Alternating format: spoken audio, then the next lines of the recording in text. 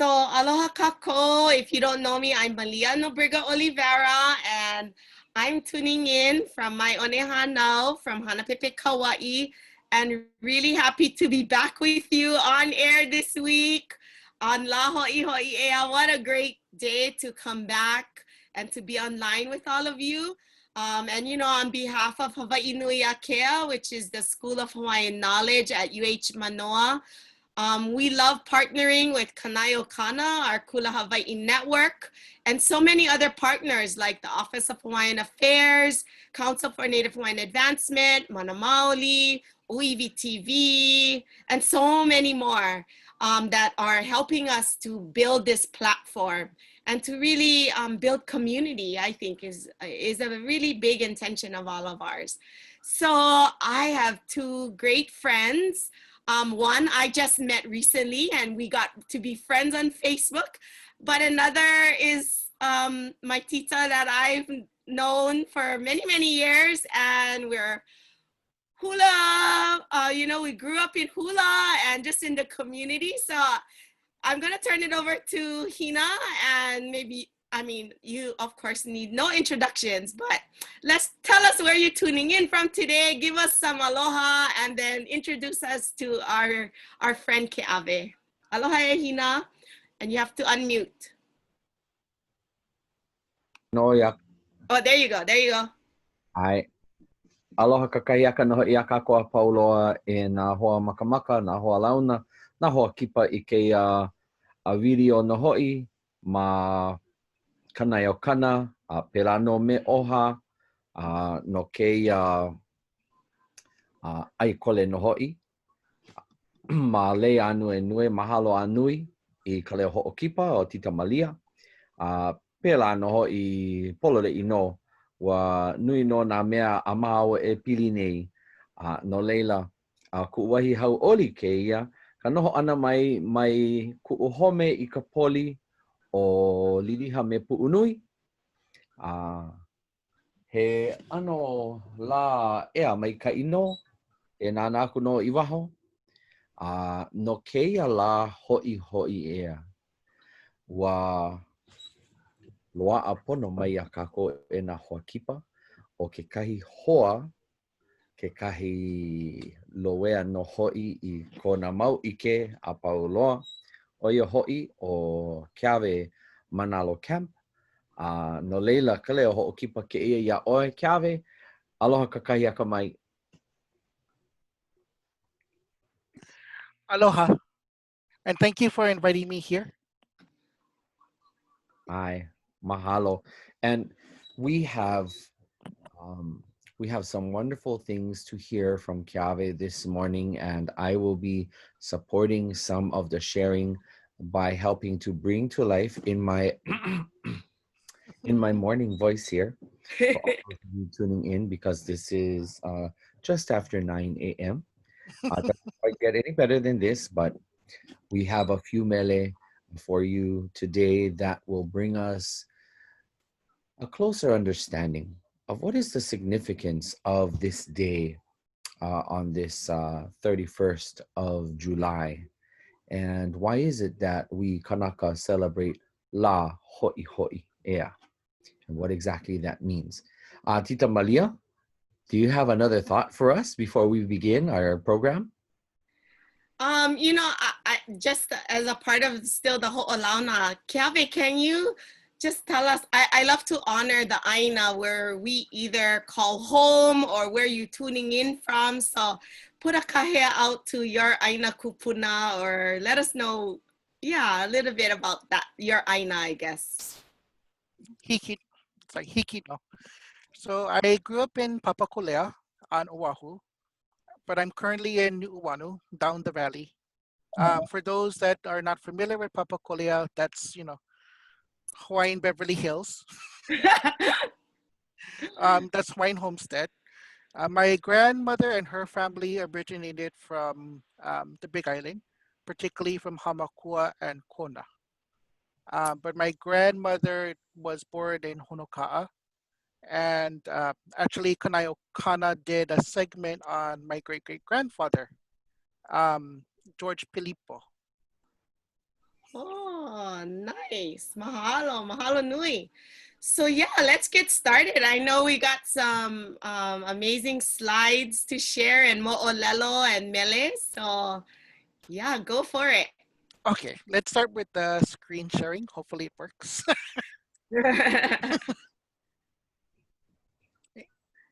Share. Okay, can everyone see? Yes, we got it. Okay, so my talk is going to be about the symbols of the Hawaiian Kingdom sovereignty as it pertains to La Ho'iho'i'ea, Restoration Day in English. But it sounds much better in Hawaiian. But anyway, so we'll start with Kahai Hawaii. So Kahai Hawaii, um, before we get into talking about the flag as we know it, we need to understand that even in traditional Hawaii, in the times of our ancestors, they had an understanding of flags.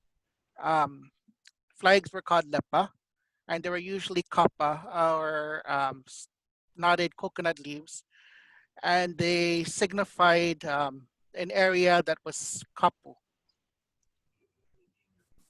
And of course, we also use kapa flags for Akualoa, for the Makahiki. Now, now we're getting into the time that we made contact with Captain Cook. So when Captain Cook stumbled upon Hawaii, um, he brought with him the. On. Well, it's true. He had a Tahitian navigator. He cheated. Anyway, so um, he brought with him the British red ensign, the flag that you see pictured over here. Now, the red ensign is used by the British to denote civil and merchant vessels. However, our ancestors began to immediately attach a Hawaiian meaning to that flag. And they called the person who hoisted the flag Kukalepa o Ni'o Ni'o. And they began to also call the flag Kalepa o Ni'o Ni'o o Ku. So immediately Hawaiians began to associate, our ancestors began to associate that particular flag with Ku. And that was because an actual Ku flag existed that was red as well. Now in the 1790s, British Captain George Vancouver, becomes, close friends with King Kamehameha I, as well as King Kaumoli'i. And you have to remember that both of those two kings were still technically at war with each other.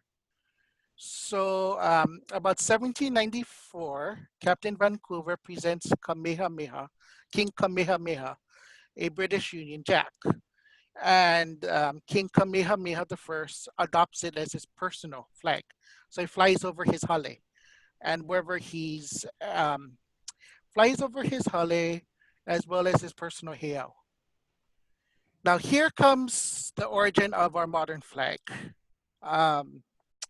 So what we need to understand is that there is a dispute on the origin of our flag.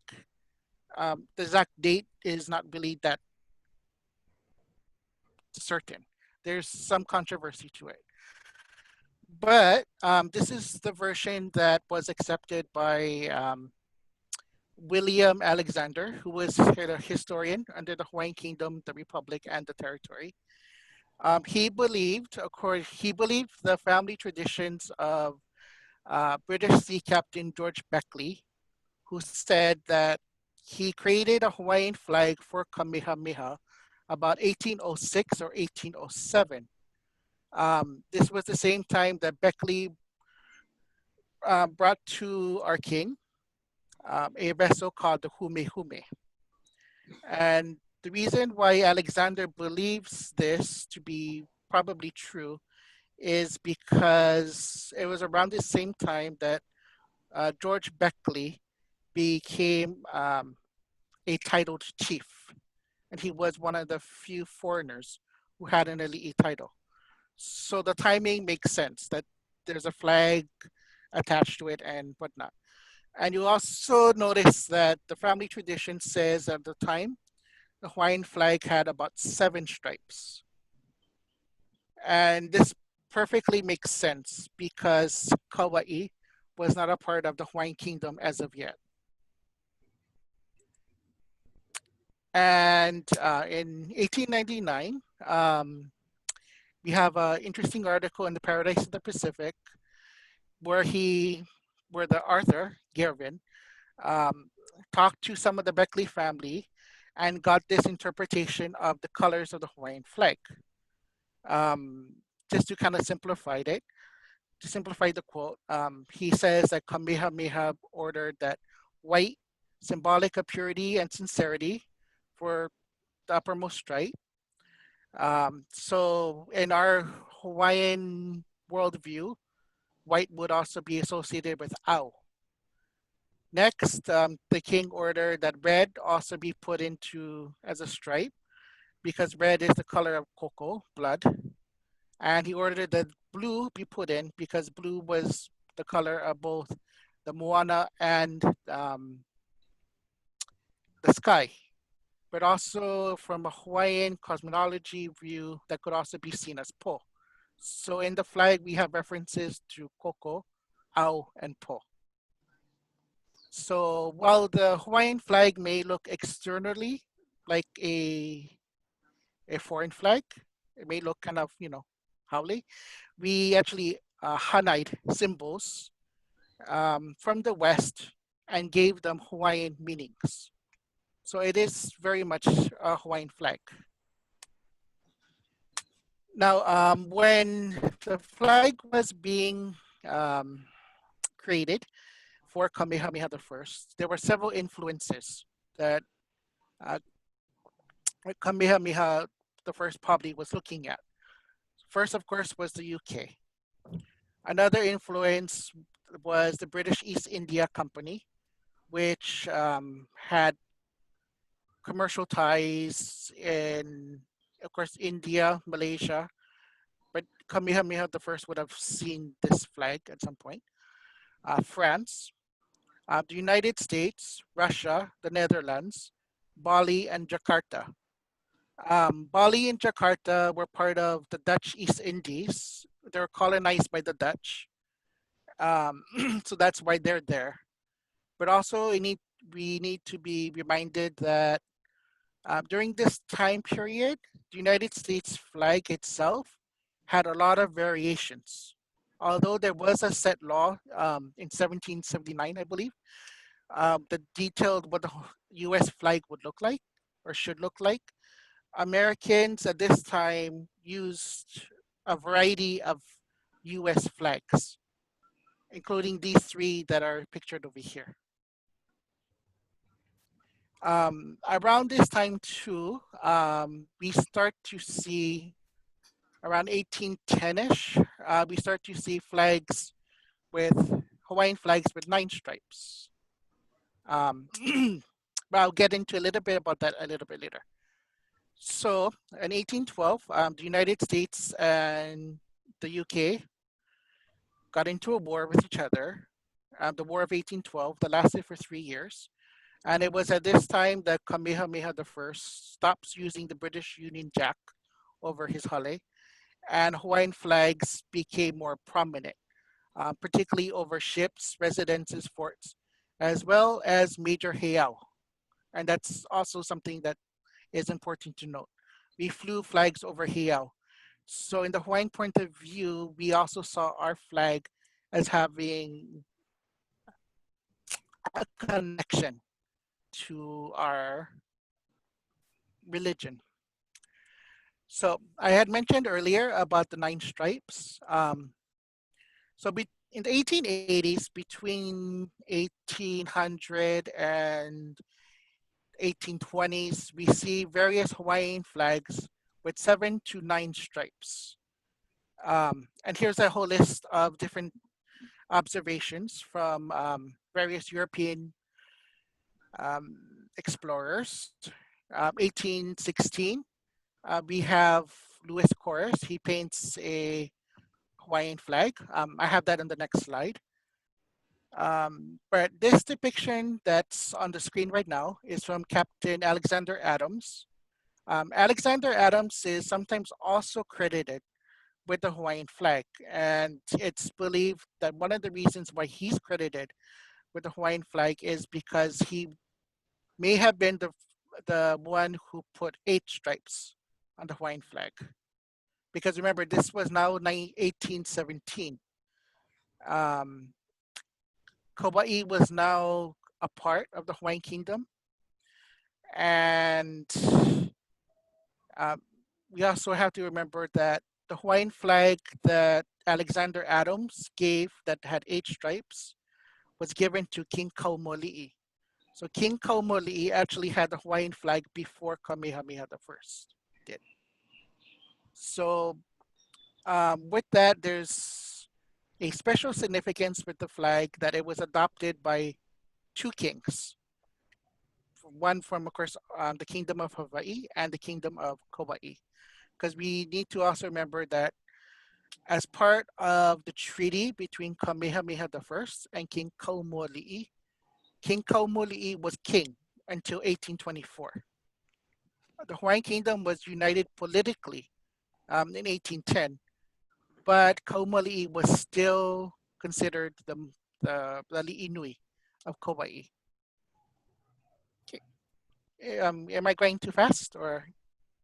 No, you're doing great. And you know, I mean, I'm just having a lot of gratitude and mahalo for, I'm learning so many new things. So I'm just thankful. And then of course, I'm very proud of King Kaumuali'i, no Kauai mai. And, you know, but I was just thinking because I've been in a lot of discussions, and this is a little, it's connected, but a little different too, is that I've been in a lot of discussions around Pa'ulaula Heiau, which more people know it as Russian fort in Waimea. And it's been an interesting discussion to learn more about Kaumuali'i's role there, and then also the Russians. And you know, today there are Russians that come to our halavai, and they feel so like they fight hard that it should be called Russian fort. And many of us Hawaiians, including Auntie Alita Kaohi and others, feel so strongly that it needs to be called Pa'ulaula, because the Russians were only here for like 8 months, you know? And anyways, that's another mo'olelo that I'll probably have to bring on later, but that's the kind of thought that's coming to mind as you're sharing this part of the history of our flag. So mahalo. So going back, so here are some of the illustrations of the Hawaiian flag. This one from Louis Corris, who was the artist on board Captain Gazabure's ship. You can see the port of Honolulu, and way in the background by the Fort Kamehameha, you can see the Hawaiian flag was waving in the original painting. And that's the very first depiction of the Hawaiian flag that we have. So 1816.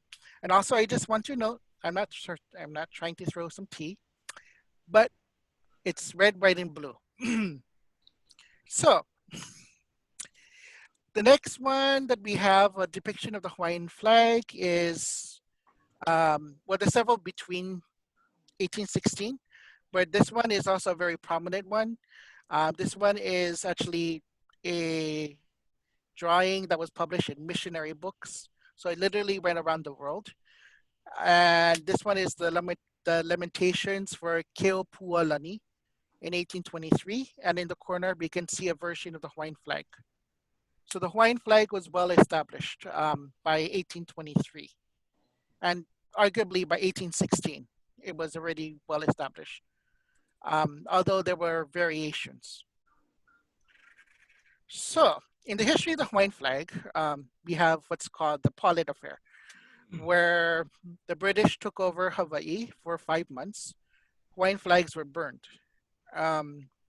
However, we know that people still hid Hawaiian flags, and we have this wonderful account from the diary of then Prince Alexander Liholiho, where he and the schoolboys at the Chief's Children's School hid their Hawaiian flags under their beds.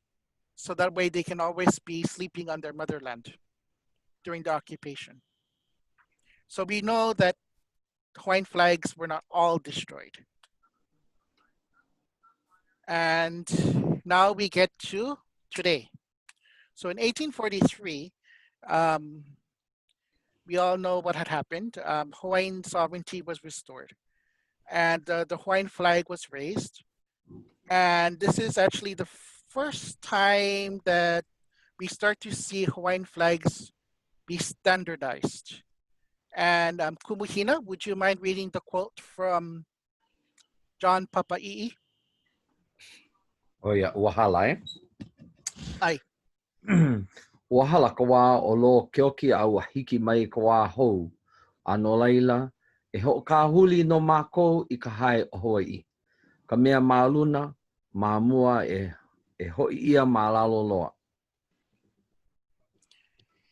And as the quote says, in honor of restoration of Hawaiian sovereignty, the flag colors were reversed to what we have today. Then officially, the Hawaiian flag on May 25th, 1845 was adopted as the Hawaii national flag, and it has remained unchanged since then. But as a side note, so Restoration Day was actually canceled throughout most of the 1860s, 70s, and 80s. And Restoration Day actually became very much tied into the Queen. The Queen was one of the people who had lobbied to restore Hawaiian Restoration Day as a national holiday, because during the time of King Kamehameha V, because the British were complaining about Hawaiians celebrating this holiday, Kamehameha V slowly pushed it to become a privately observed holiday. But Lili'u, Queen Lili'u Kalani, pushed hard that it would be observed as a national holiday again. And we can see the notice from July 6, 1891. So this is the first year of her reign that Laho'iho'i'ea was restored again as a national holiday. Now, so in January 1893, there was a coup. American businessmen backed by American military dethroned Queen Liliuokalani. And so February 1st, they declared themselves a protectorate. And the provisional government officially adopted the US flag as its flag. So Hawaiian flags were again taken down. Hawaiians protested this, our kupuna protested this through quilts, clothing, and they had to do it this way because there were strict censorship laws, and for a time we were under martial law. And there's a very wonderful account from the Japanese.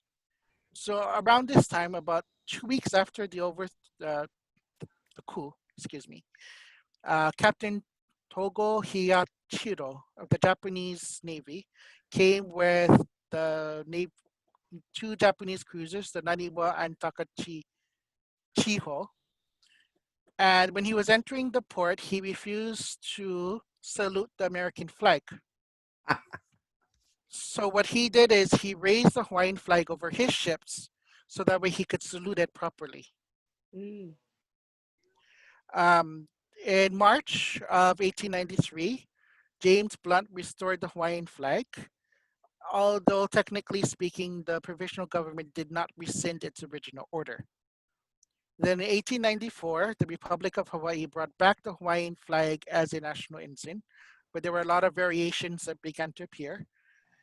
And in 1893, the Hawaiian flag again was brought down because of quote unquote annexation. And for 2 years, it was just the American flag that flew in Hawaii.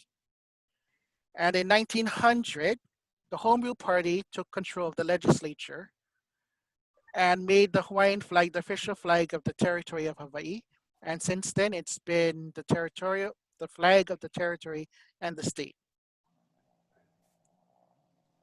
And the Hawaiian flag is an important symbol to us. It's an enduring symbol to us because we use it for protests. We use it as a state flag for clothing like kumuhina. is wearing, quilts. Also, there's newspapers that, for example, the newspaper clipping that I'm showing has a picture of the Hawaiian flag in color. And this was one of the, not the first, but one of the first times that a color uh, picture was printed in a newspaper. So Hawaiians were deeply proud of Kahai, Hawaii. And in 1898, if you read accounts about annexation and the overthrow, there was a lot of things going on at the time. There's a lot. We were under martial law twice. Um, our language was being banned. There was a lot of oppression that was going on. But if you read the accounts, the thing that stuck with most of our kupuna, the thing that hurt the most, was seeing our Hawaiian flag being lowered. We see that over and over and over again, because to us as Hawaiians, um, this high Hawaii represents our the fulfillment of our self-determination as a people and as an independent culture. And in 1990, July 31st was proclaimed Lahai Hawaii by Governor John Waihee. So it is Flag Day today as well. Okay, any questions so far? Nah, I'm seeing a lot of comments. People are really, they mahalo what they're learning and what you're sharing. And as you were talking earlier, people from different parts of our world were saying, no, loving the mo'olelo. This is excellent.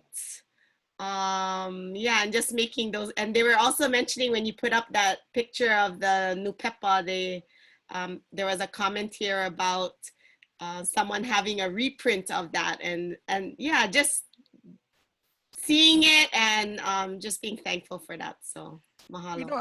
Whenever I used to travel abroad, because I lived a portion of my life outside of Hawaii, I used to always drape the Hawaiian flag over my bed, so that way, no matter where I was in the world, I was still sleeping under the Hawaiian flag. And I think for a lot of Hawaiians, it is a similar sentiment that we love our flag. Yeah, yeah. And there was a comment about that too, that there was a time, that quilts were being made for beds, and and I think we see it even more and more today, wherever you go, people have something, shorts, t-shirts, pareo, all different sorts. And I love seeing that. Yeah, I mean, like even myself, I have the Hawaiian flag on my bag. So, but okay. So the next one, where did Kumuhina go? I think she took a phone call. Okay. Aloha. Aloha. It was a confirmation that we're going to be showing up At Common Square. Square to raise the flag. So the next part I'm going to be talking about is about the kila, the seal or the coat of arms. And this is very much, what happened? Wait, hold on. Hold on for a second. I need to rewind. Too fast. Okay, there we go.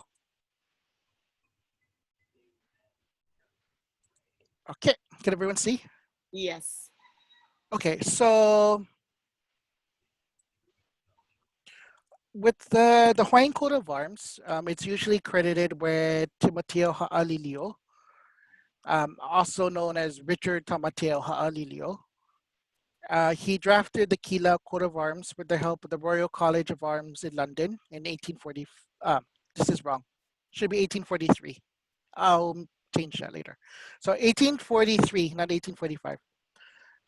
So Kanaka Maoli elements are deeply ingrained with the coat of arms. We see ha'ula, taro leaves. We have the pula ula'u, mahi'ole, the Kahili, the Aliyah, and we also have the two twins. Why is this thing acting up? Okay.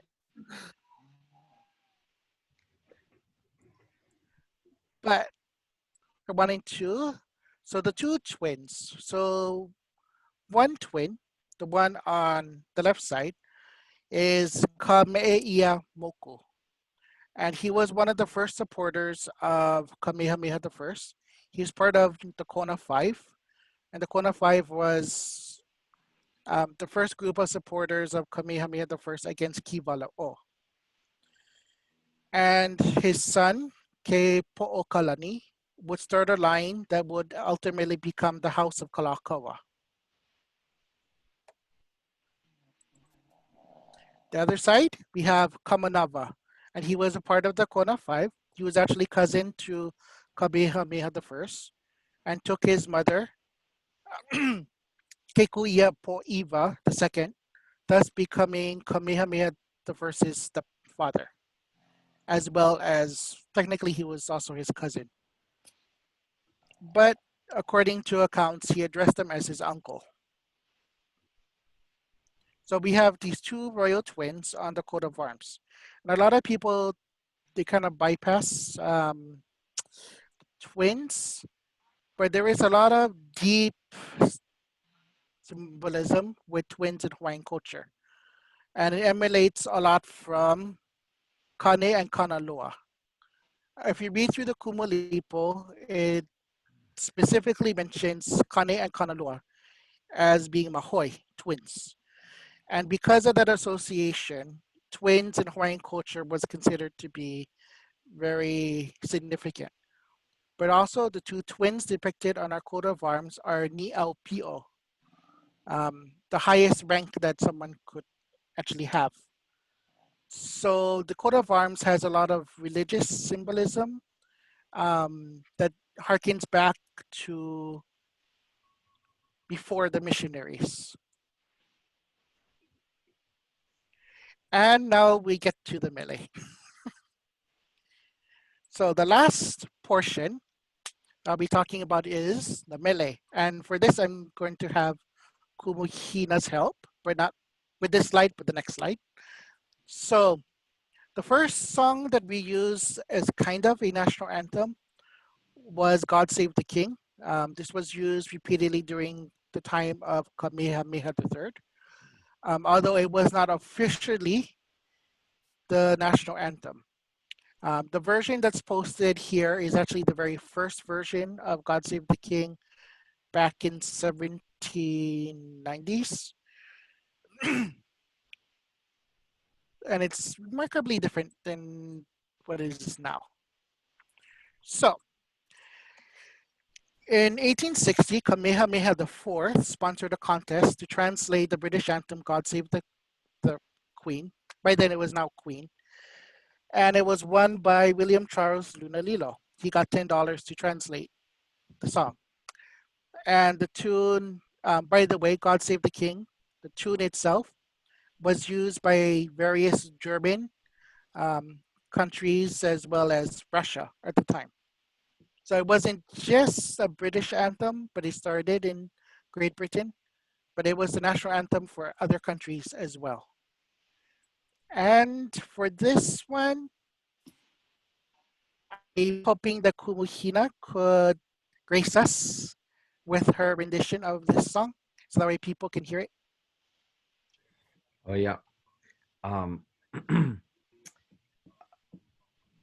Would you like to? Shall we forego the translation, knowing that everybody can just see it, but we'll get through the mele because we have more in store. So hang on, everybody. This is not the day.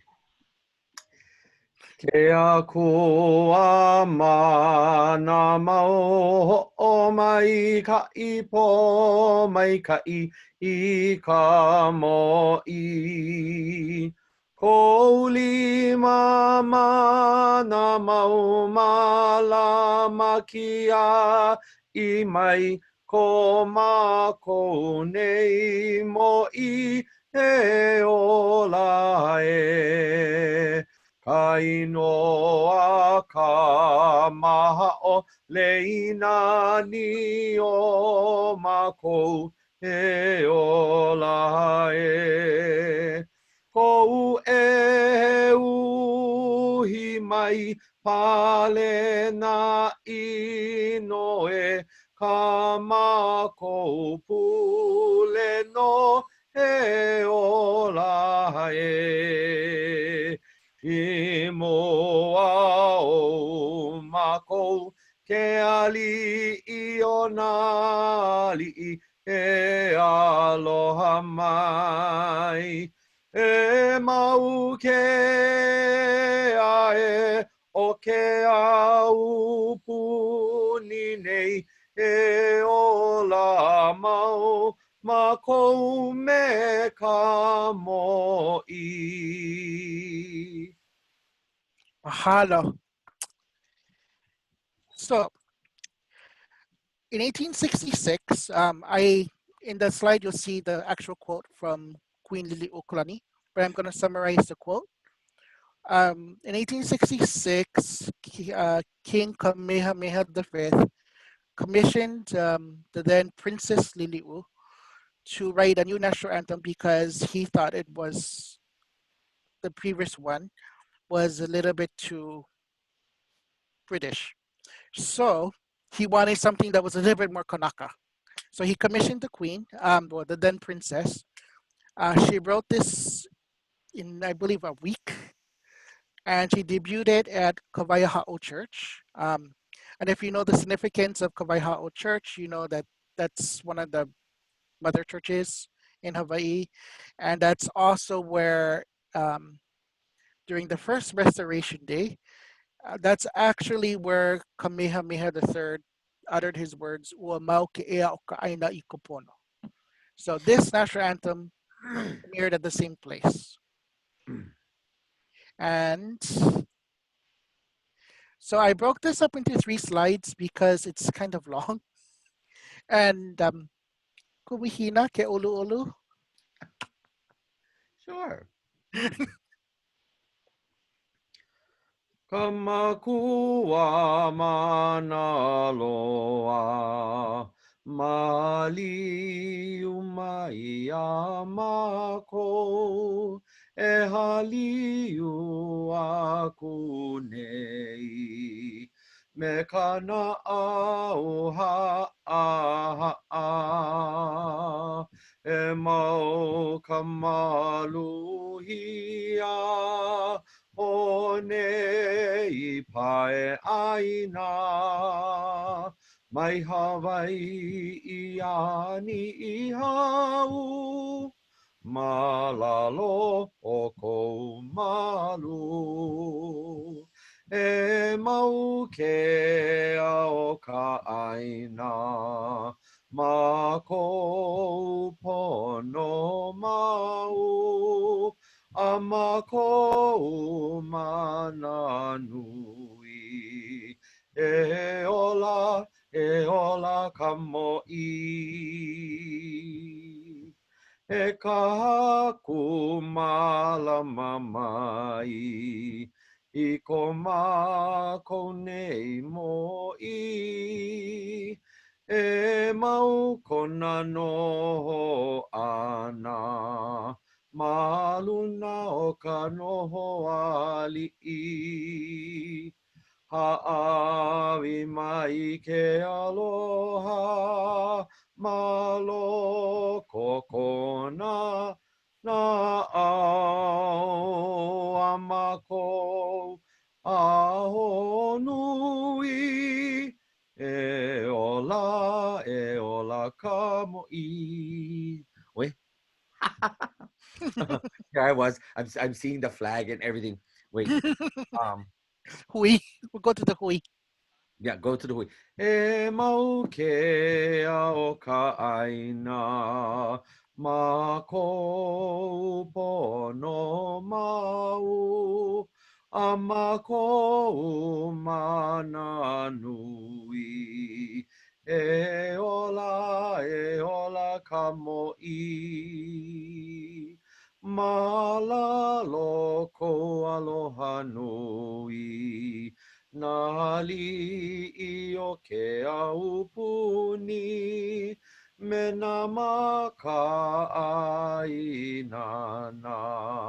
ka lehu lehu no a pau. Kia I mai a lako me ke aloha honui e ola no ma kou I komana I pau ke ea. Hui. Hold on, wait now.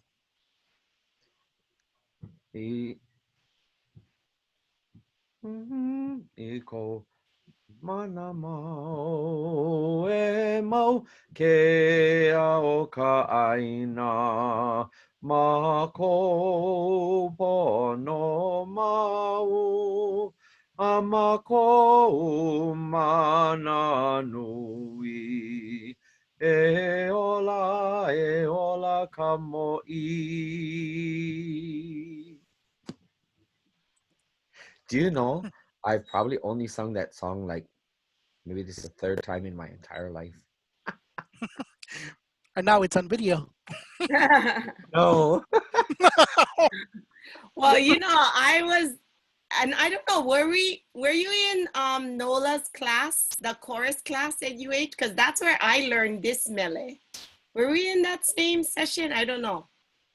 I'm not sure. It was in the 90s, and it was the Hawaiian chorus class that Nola Nahulu was teaching, and I love that mele. Like and I was so thankful that she taught it to us, and it was part of our ho'ike.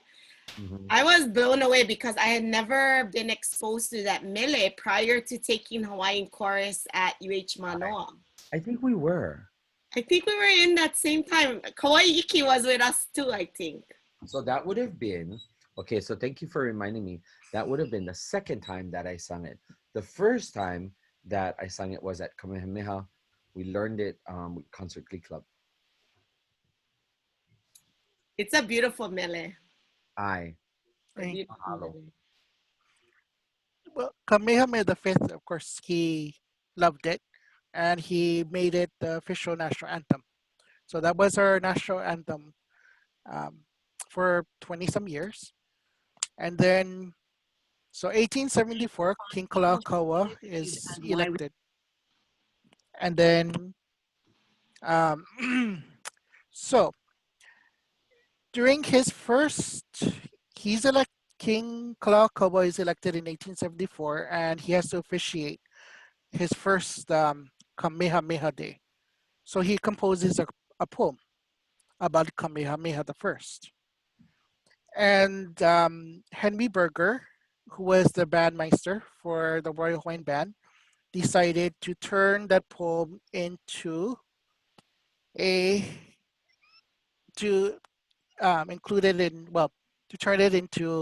compose a melody for the poem.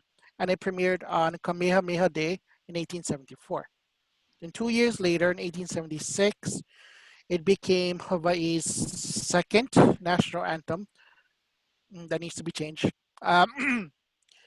And so there's a technical debate on the first national anthem because some would consider Luna Lilo's one to be the first. Some would consider Queen Liliuokalani's one to be the first. And some would consider Hawaii Pona'i to be the first. The reason is because Kamehameha IV personally approved the Luna Lilo version. King Kamehameha V and the Privy Council approved the Liliuokalani version. But Kalakaua got the legislature to approve this version. So that's why there's a debate on which is the first national anthem because of the approval. Well, if you're going to have a national anthem, you may as well go all the way. So also just to note with these scores, whether it's Liliu's version of Liliu's national anthem or with Hawaii Pona'i, the English that's usually accompanies it is not a translation of the Hawaiian. It's almost two different musical pieces altogether. So we have Hawaii Pono'i. Oop, wait, hold on. Let me rewind that.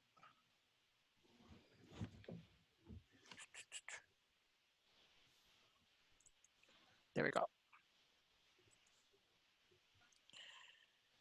So Kumuhina, would you mind singing Hawaii Pono'i? I um, and I would say before I begin, I think it's absolutely a wonderful thing for us to know all of these mele that at one time held the position of great respect and rank. Our current mele lahui, our current national anthem, continues to hold our minds and our hearts today. And I hope that when each and every one of us are out there in this, even during this time of COVID-19 and post COVID-19, when we finally come away from it, I look forward to Kanaka and Kamaaina and Malihini as well, making sure that they stand right up for this mele, especially when we are here in our homeland, in our mainland, the mainland of the Kanaka. Hawaii pono'i nanai komo'i kalani ali'i ke ali'i makualani e kamehameha e na kawai hale me ka ihe Hawaii pono'i nanai nali'i na pua muliko na poki'i makua lani e kamehameha e na kawai pale me ka ihe Hawaii pono'i e ka lahui e o ka uhana nui e ui e makualani e kamehameha e na kawai hale me ka ihe.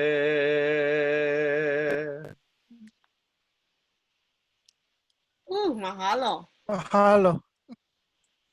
And everybody who sings this song should sing it with as much zest and as much fervor and as much passion, dedication, and commitment to our people, to our land, to our flag, for what it symbolizes. Mm. That is a little message from Kumuina before we turn it back to Keawe. Mahalo. And Mahalo. everybody is saying Eo and Maikai on our Facebook. So I'm gonna briefly talk about the history of Hawaii Pono'i during 1894 to 1898. It's very tragic what happened to our national anthem. So after Queen Liliuokalani was dethroned, there was a faction within the provisional government, a large faction within the provisional government of the republic that wanted to remove the trappings of the Hawaiian monarchy. That's still evident in the Great Seal of the state of Hawaii. If you look at the Great Seal of the state of Hawaii, at the bottom you see a phoenix, And the phoenix is symbolic of the rise of Hawaii after crushing the monarchy. Um, but that's a different topic altogether. With the destruction of symbols of the monarchy, the Republic also made alterations to Hawaii Pono'i. And because there were a bunch of people who were businessmen, they lacked creativity to come up with their own national anthem, they used Hawaii Pono'i. And this is some of the changes they did. They removed Komo'i, replaced it with Kapo'e. They removed Nali'i and replaced it with Kapo'e. And they took down the entire third verse. They felt Hawaii Pono'i was too long, but also this talk about, so some people within the government had a dislike for this word, uwe. Kumuhina, how would you translate that, uwe? Ui? You mean Yeah, the last verse? O kao yes. hananui e uye ui.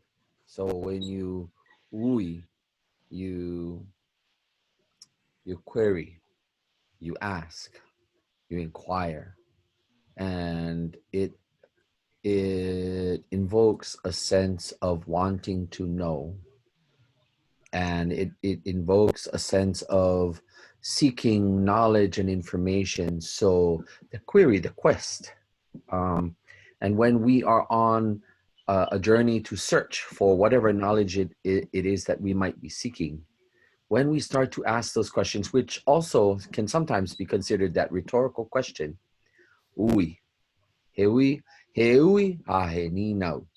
When you ask a ni no, you're asking a question that requires an answer. But ui could be either or. Ui, so when we look at the third verse, Hawaii pono'i, and this is Kumuhina's interpretation of this, to our people. See, the song said, it's singing to us, to our people. E kala huie. Your great works, your great achievements shall be queried, they shall be asked about. And that means that if our people are continuously enlightened, informed, and thereby empowered by who we are, what we do, what is our history, what is our culture, what is our language, what are the principles, the values, and the ideology of our people, when our next generations continue to ask these questions and seek that knowledge, that is how we remain in power. That is how we retain the essence of our independence.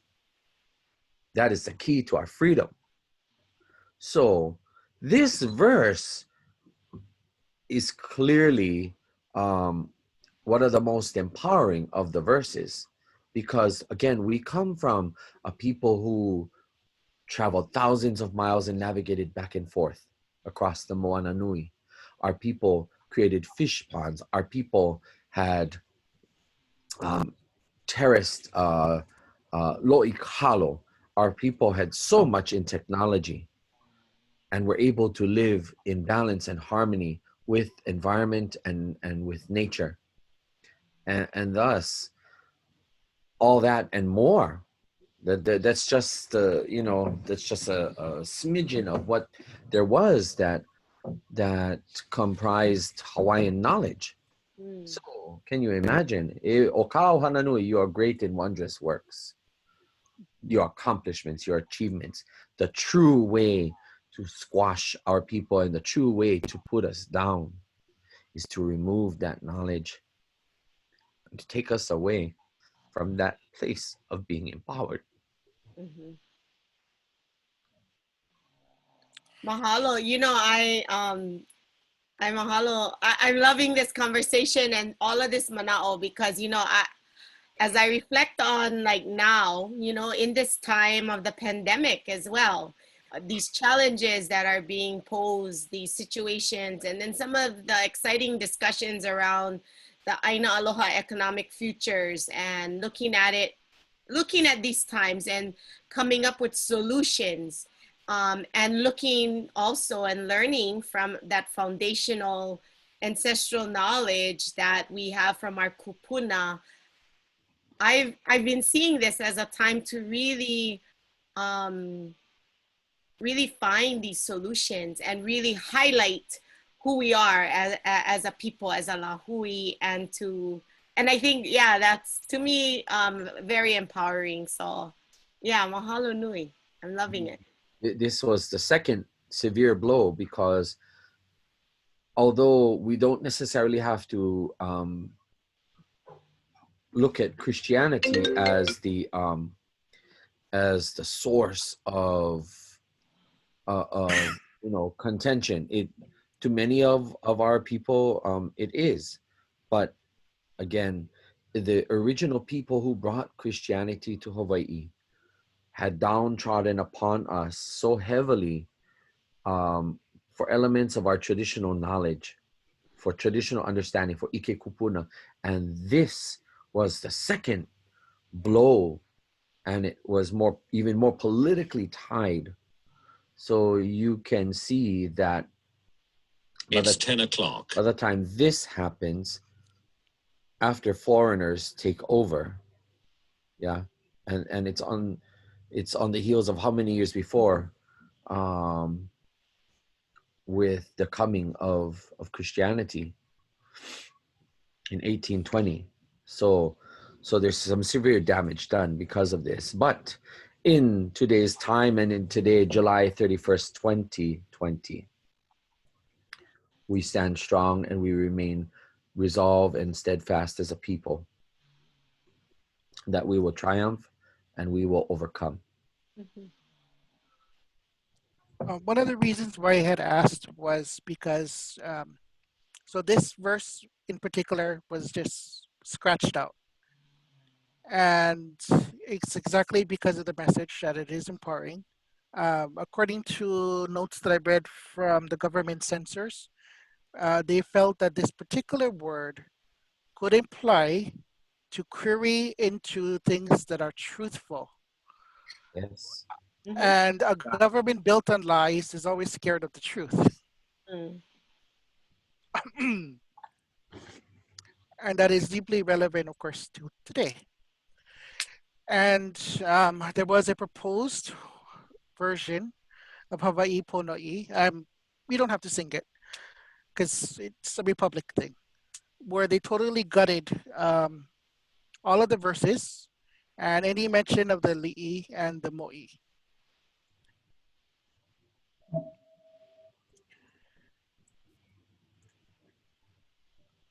And in 1900, when the Home Rule Party took over the legislature, it restored the Hawaiian Kingdom's version of Hawaii Pona'i. And later on in 1959, it became the state anthem.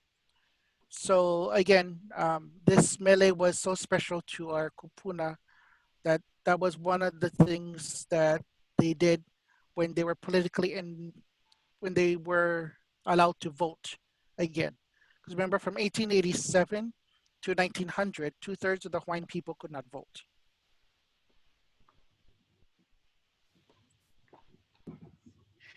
And now we get to na mele la hui o ke iava.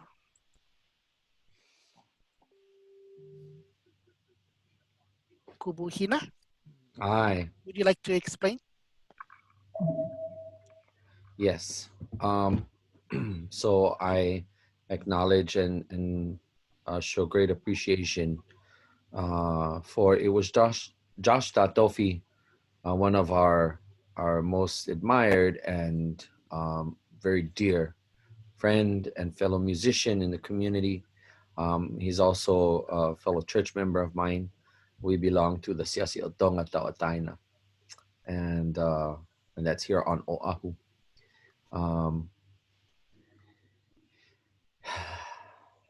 Which was founded in 1885, by the way.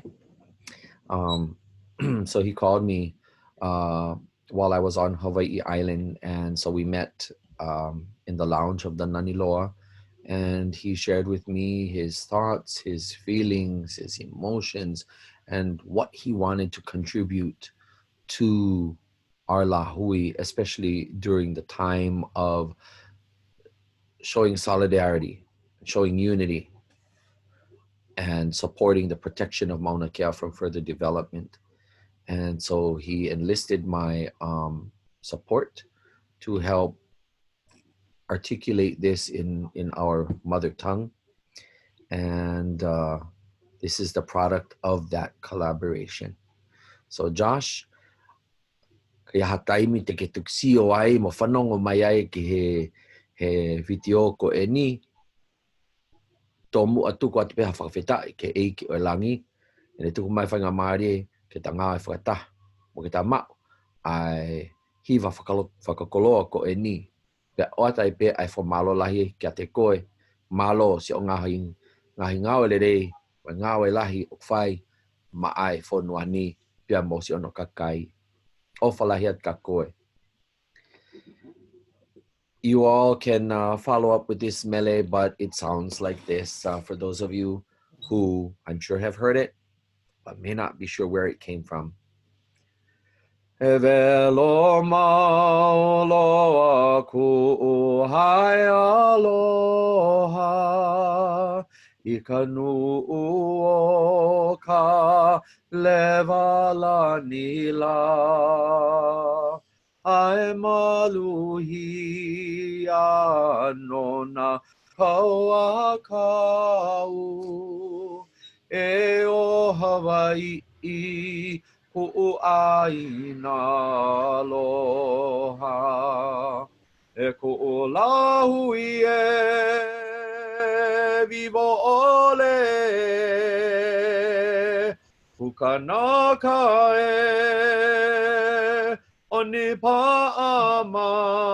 onipa'amau o amau ke au ka ainai ka pono o amau ke au ka aina I ka pono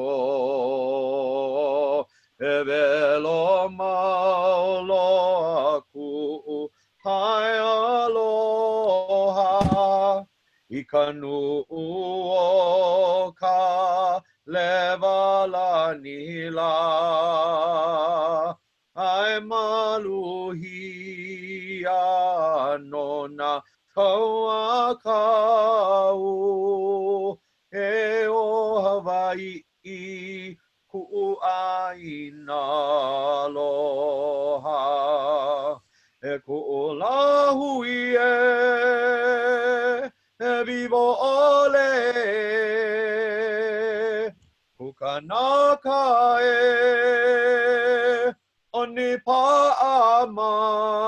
onipa'amau o amau ke au ka ainai ka pono o amau ke au ka aina I ka pono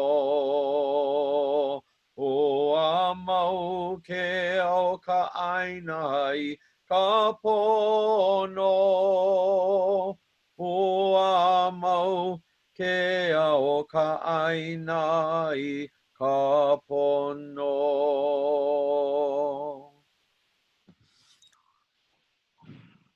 Eola. Eola, no, mahalo. Ai, mahalo no. Wasn't there another song that you wrote? Oh, wait, here it I don't know what is. you're talking about. Oh my gosh. Wait, you're killing me.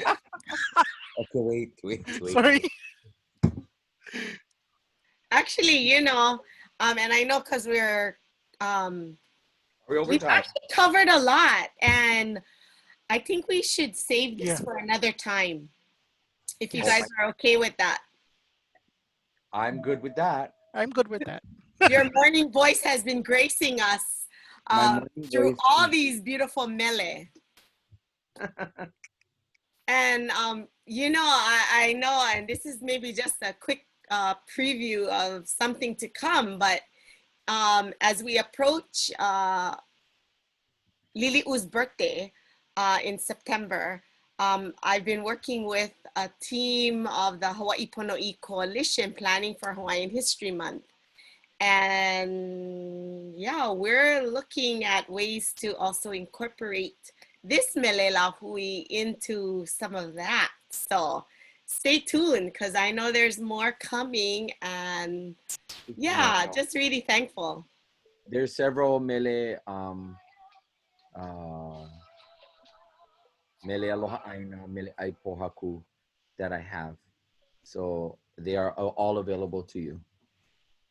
Mahalo. No. But before Sister Malia, aya nei he mau mea koe au I makemake ai na kakono Yeah, ke pau ka mo'olelo he mau ho ike ho ka'u ho'olaha aku I na hoa. Oh yeah. So okay. Keawe, anything further before we turn it back to Sister Malia? If there's no questions, that's the end of my presentation. And thank you for allowing me to be in this space to discuss this history. Mahalo, mahalo nui ya olua no kanane apu ana me mako ma Lei Ānuenue no ke ana mo'olelo, ka ana mele, me ke aloha ho'i. So just really thankful to have both of you joining us today and sharing all of this great mo'olelo. And like you had shared earlier, Keawe, that it is being recorded and it'll live on, you know. And I know you guys are headed to Thomas Square. Do you guys, Hina, do you want to say a little bit of what's going on there at 12 o'clock and maybe kono others to join? Yes. Well, okay. So being that it is a gathering outside in the public, I'd like to encourage everyone to please practice our understood distancing as well as wearing a mask. You know, and the concept and the understanding of doing that goes hand in hand with the lessons that we learned today. To know what it means to be Kanaka, to know what it means to be Hawaiian, and to know what it also means to be Pacific Islander. We put the we before the me. We know that there are many people who are deathly afraid of this issue, and that there are many people who consider it a total hoax. But we do know that people are able to transmit this, and in an effort to demonstrate our aloha for one another, we put the welfare and the well-being of others before our comfort and before our own care. With that, I will be heading down, and I believe Keawe, I might be picking you up, and we'll head down to Thomas Square for the 12 o'clock raising of the flag. I am not sure how long the activities of the day will be, but again, Thomas Square across of the Neil Blaisdell Concert Hall, and the proper name of that place is Kula o Kahua, and we will be there to honor and observe La Ho'i Ho'i Ea. Mahalo. Mahalo. Yeah, and I encourage everyone to go check out the laho'iho'iea.org website and their Facebook page. You know, they also have a t-shirt that honors all these different kupuna over the years. And you can order that directly online, and yeah, and just be able to support that. So again, mahalo to the two of you for sharing your mo'olelo. I'll bring up some of my closing slides. And we hope you guys will consider, both of you will consider coming back to share more mo'olelo with our audience here on Lei Ānuenue. I encourage all of you to share your mana'o with us by answering a few questions on our survey and letting us know what you thought about today's conversation, today's episode. And yeah, let us know what you're thinking. If you want to stay connected with us, this is a good place to let us know your mana'o. If you have other topics or, you know, things you want to share with us, that'll be the place. It just takes a few minutes. There's just a few questions there. It helps us serve you better in our work on Lei Ānuenue. Also, I wanted to let you know, coming up later today at 12 o'clock with my good friend, our good friend, Ekela Kaniaupi Okrozier, on her Aikole show, she'll be having an Akalakai Pohale. And they will be, it's always a fabulous conversation, you know, there, and it's Makaolelo, Hawaii. So please join that at 12 o'clock if you're not down at Thomas Square.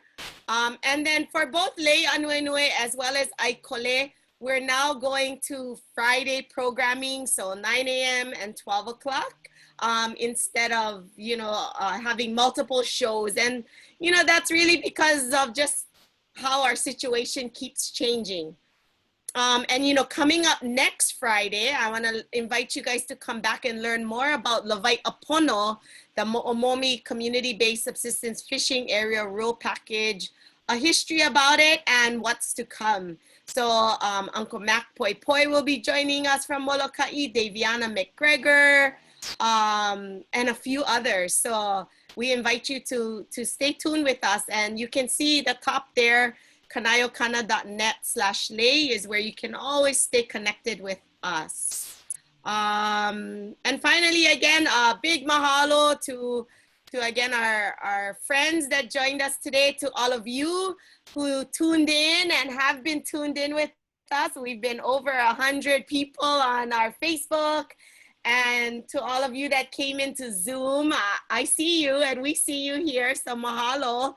Mahalo to all of our partners, to Kanayokana, to Hawaii Nui Akea, and stay connected with us on Facebook as well as on Instagram. That's where we put out, you know, all of our upcoming events, features, and also how we're partnering with others and sharing those events. So please come join us, stay connected, stay safe during these times. And again, a big mahalo to everyone that continues to help make Lei Ānuenue a part of your daily or your weekly routine. And we hope that we're bringing value into the work and to your ohana and to maybe even your classroom. Aloha. Oh, yeah, aloha. Aloha.